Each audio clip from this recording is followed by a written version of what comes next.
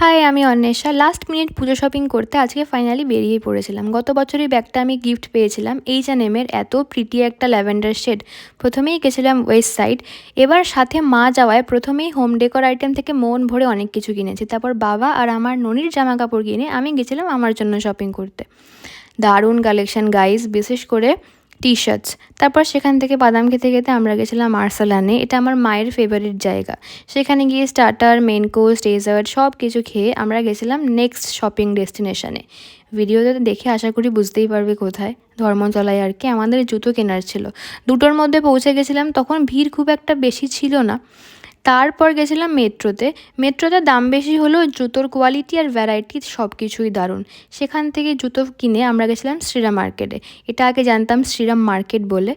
এখানে তো বোধহয় সারা বছরই পুজো চলে, কখনোই ফাঁকা পাই না। সেখান থেকে আরও কিছু টুকটাক কিনে একটা সফটি খেলাম। তারপর হুট করে ভিড়টা বেড়ে গেল। যা দেখলাম শুধু আমার একার না, অনেকেরই শপিং হয়নি। সেখান থেকে বেরিয়ে একটা লাইম সোডা খেয়ে ফাইনালি জ্যাম কাটিয়ে বাড়ি আসলাম।